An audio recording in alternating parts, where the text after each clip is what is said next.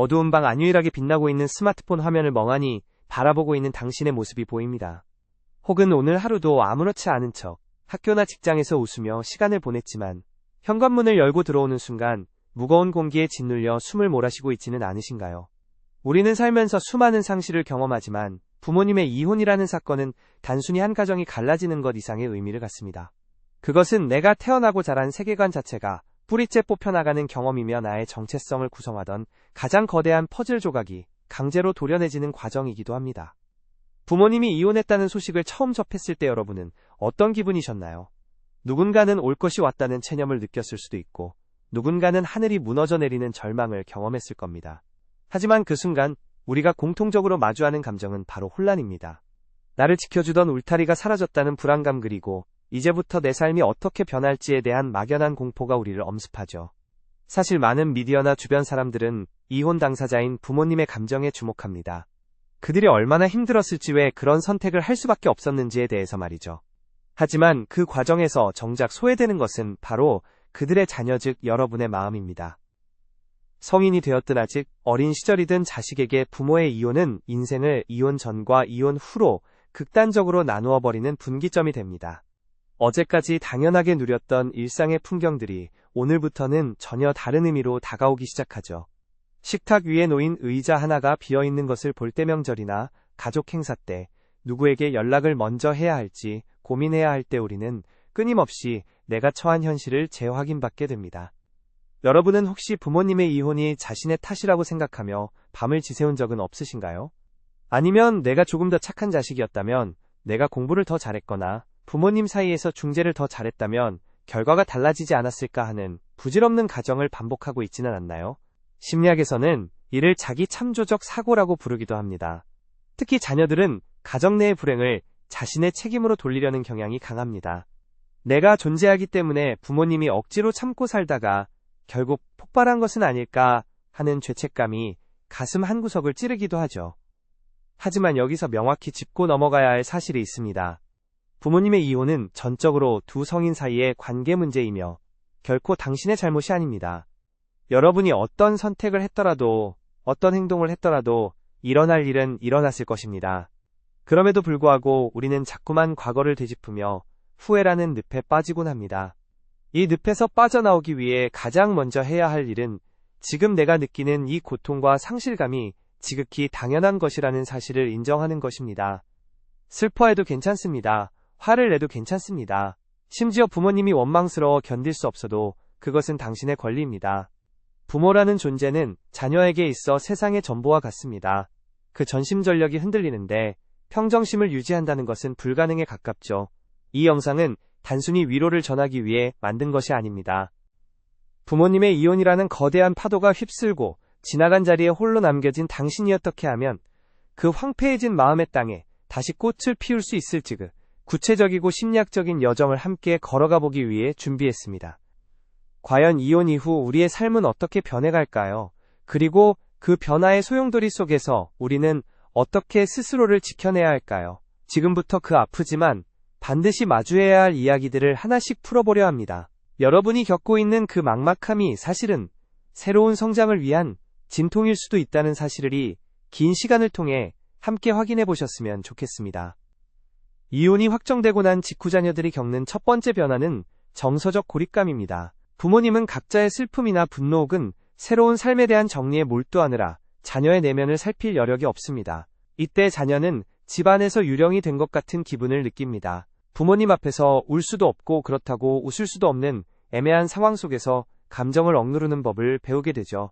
여러분도 혹시 부모님 걱정에 내 마음은 뒷전으로 밀어두고 괜찮은 척 연기를 하고 계시지는 않나요? 이런 가면을 쓰는 행위는 단기적으로는 가정을 유지하는 힘이 될지 모르지만 장기적으로는 여러분의 영혼을 갉아먹습니다. 내 감정을 분출할 곳을 찾지 못한 채 안으로만 쌓아두다 보면 어느 순간 사소한 일에도 폭발하거나 반대로 아무런 감정도 느끼지 못하는 무감각 상태에 빠지게 됩니다. 이것이 바로 이혼이 자녀에게 남기는 첫 번째 심리적 흉터입니다.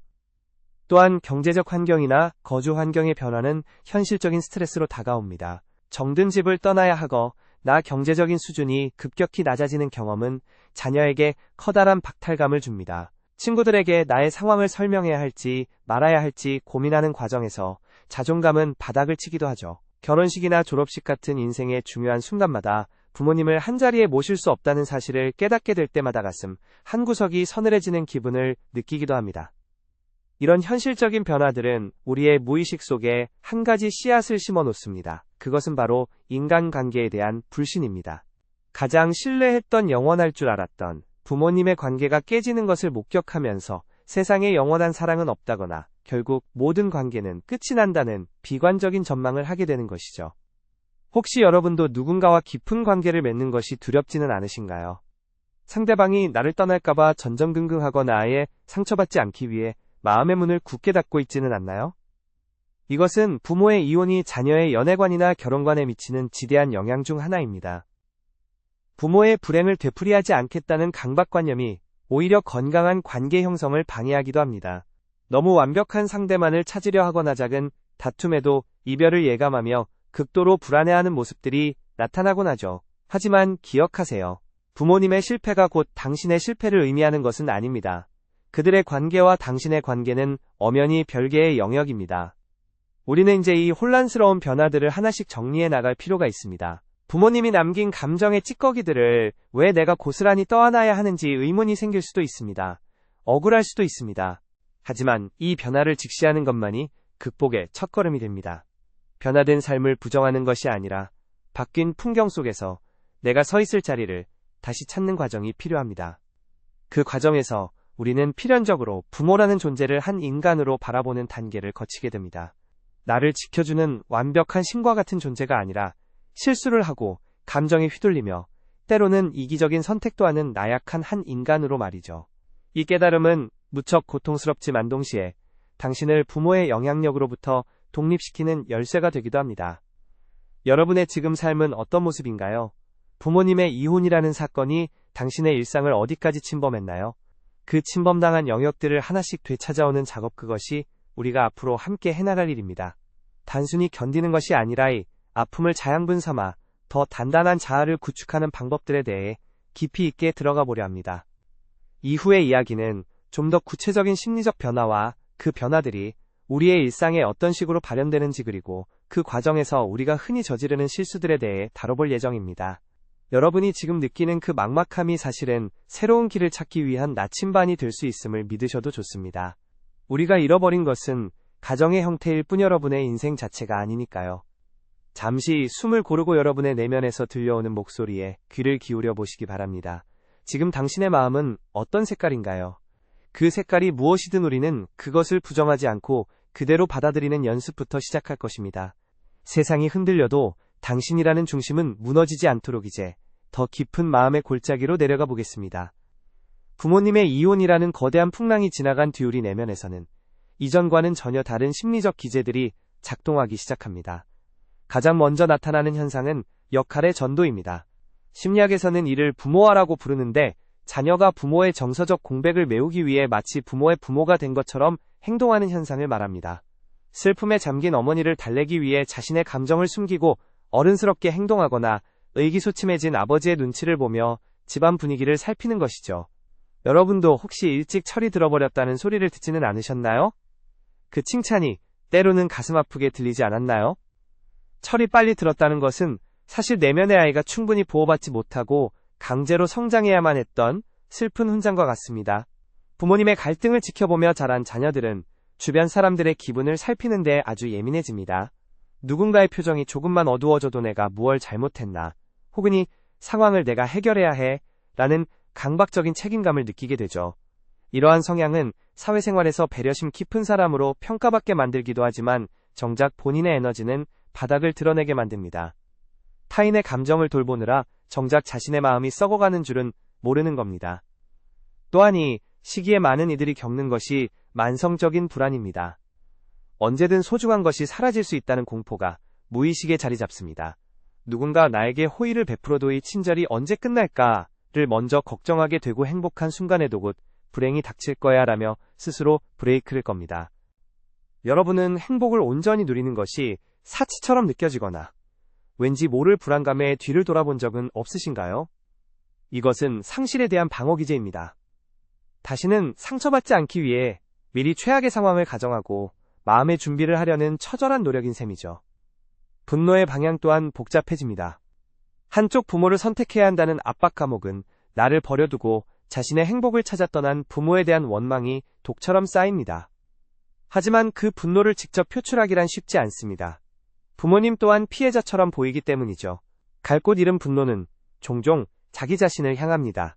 내가 더 잘했다면, 내가 태어나지 않았다면 이라는 가정이 칼날이 되어 자신의 심장을 찌릅니다. 자해나 폭식 혹은 극단적인 무기력증으로 나타나는 이러한 자기 파괴적 행동들은 사실 나 좀 봐달라는 나, 너무 아프다는 소리 없는 비명입니다. 여기서 우리가 주목해야 할 또 다른 변화는 인간관계의 왜곡된 패턴입니다. 부모의 이혼을 겪은 자녀들은 인간관계에서 극과 극의 태도를 보이곤 합니다. 아예 관계를 맺지 않으려는 회피형이 되거나 반대로 상대방에게 무섭게 집착하는 불안형이 되는 것이죠.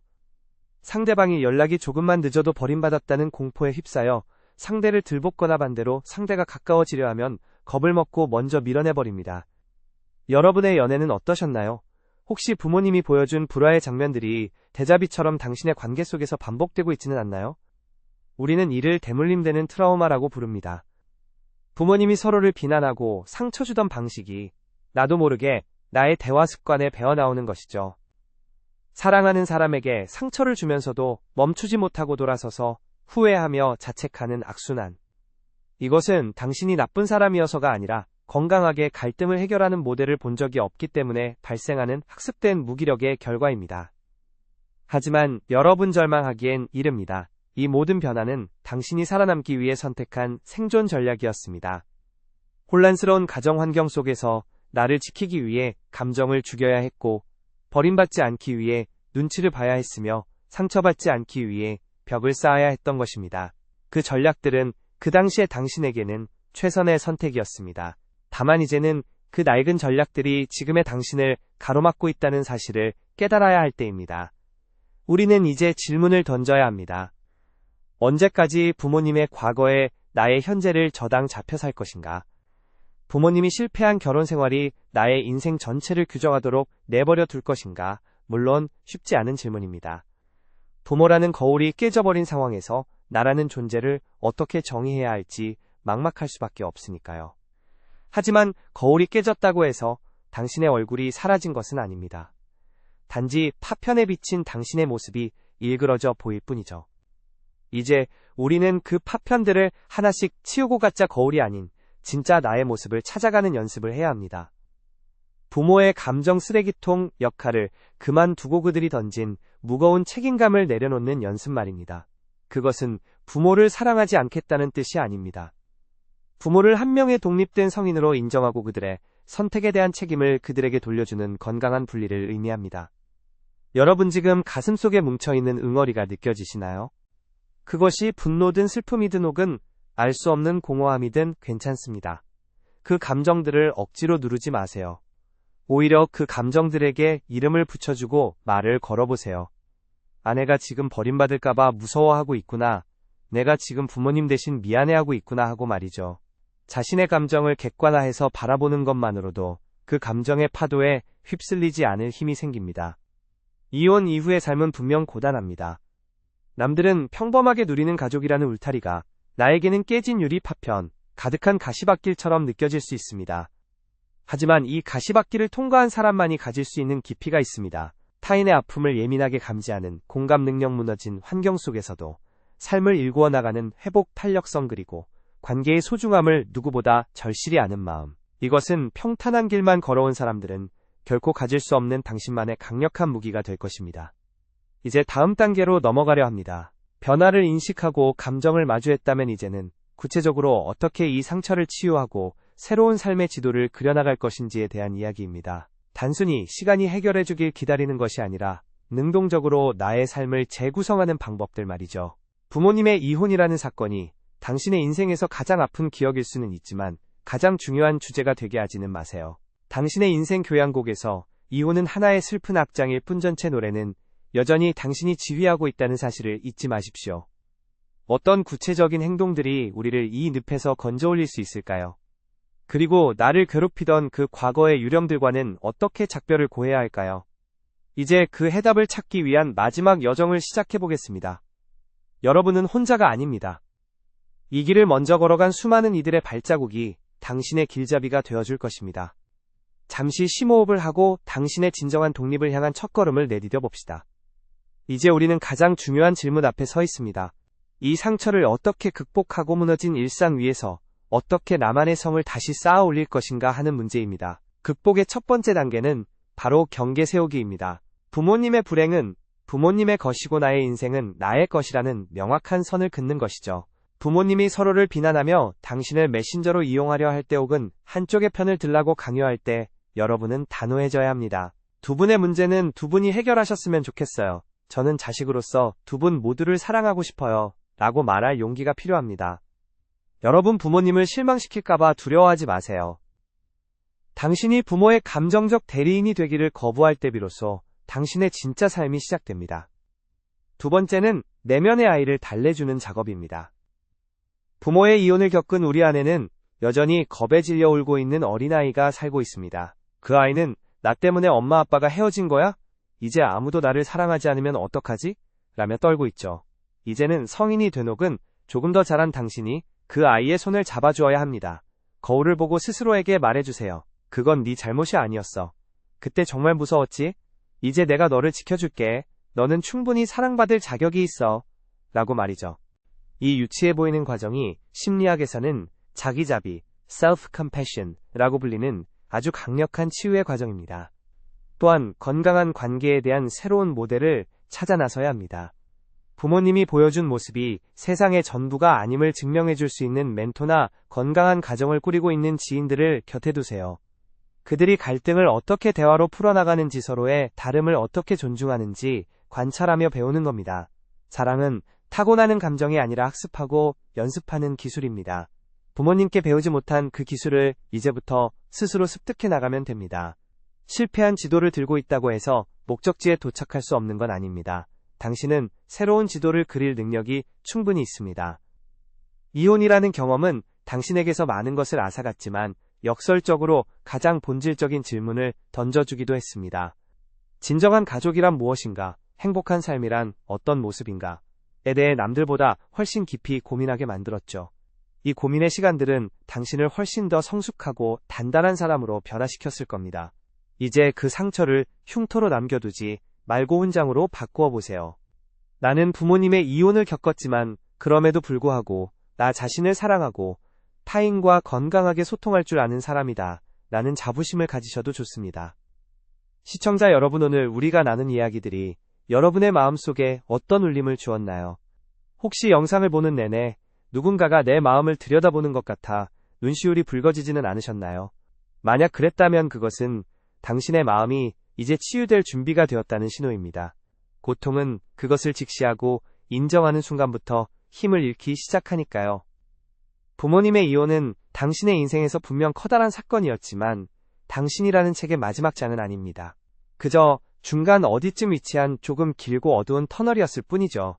터널의 끝에는 반드시 빛이 있고 당신은 이미 그 빛을 향해 한 걸음씩 나아가고 있습니다. 오늘 이 영상을 끝까지 보신 것만으로도 당신은 이미 극복을 향한 위대한 여정을 시작하신 겁니다. 마지막으로 여러분께 이 말을 꼭 전하고 싶습니다. 당신은 부모님의 부속품이 아닙니다. 당신은 그 자체로 완벽하고 독립적인 하나의 우주입니다. 부모님의 과거가 당신의 미래를 결정짓게 내버려 두지 마세요. 깨진 퍼즐 조각들을 억지로 맞추려 애쓰기보다 그 조각들로 완전히 새로운 예술작품을 만들어 보시기 바랍니다. 당신의 인생은 그럴 가치가 충분히 있으니까요. 오늘 이야기가 부모님의 이혼으로 힘들어하는 모든 자녀분께 작은 위로와 희망의 씨앗이 되었기를 바랍니다. 긴 시간 함께 해주셔서 감사합니다.